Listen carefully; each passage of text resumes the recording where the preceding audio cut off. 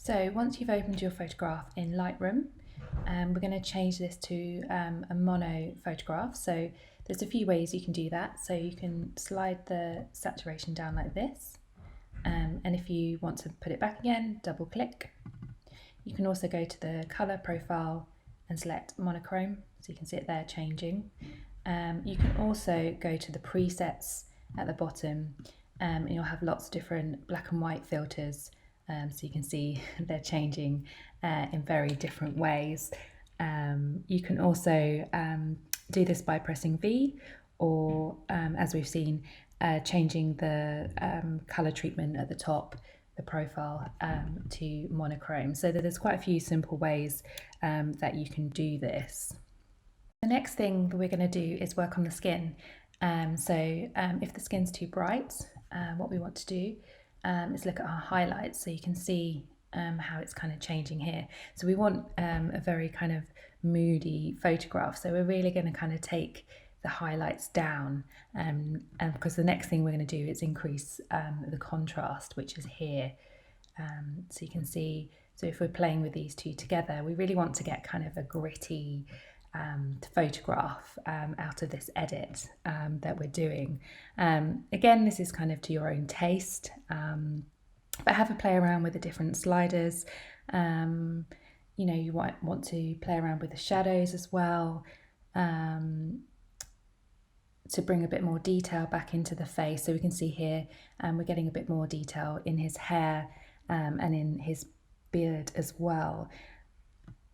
Now we're going to look at, so you can see all the different kind of settings here. We're going to look at adding some texture because we really want this to kind of be quite a dramatic sort of image. So you can see here adding a bit more texture. It's also bringing out some in the background, which we can get rid of later. So again, it's kind of a personal taste with what you want to do. And clarity here also brings out a bit more detail. You know, it's becoming quite a sort of dramatic, gritty photograph, as you can see from making these adjustments. As you can see here, you can look at previews of the presets as well. But what we're doing here is kind of making our own changes, which we can save later as well. Also, you can look at the dehaze here. So this kind of acts like a grunge filter. So let's put this up. You might find this is a bit much, but you can see that it's kind of, again, making it a bit more of a moody photographs. The eyes may get a bit lost. So you can see that because he obviously had some really nice blue eyes, but they're still kind of, you know, standing out. But if you feel the eyes are getting lost, you can apply a local brush to them. This is our final step. We want to draw a bit more attention to the face. So there's a few ways you can do this. So you can look into your presets and you can look at this setting here. So you can see none, light, medium, heavy. So not making too many changes, but you can see it's kind of doing it around the edge of the photo. And what we want to do is kind of focus on his face. So the best way to do this is this one here. So we're going to give a gradient, and this is great because you can select where you kind of want to do this. So we just kind of want to do it on his face here. So you can adjust, and what you're going to do is just make adjustments to his face. So whatever you feel kind of to add a bit more focus on his face.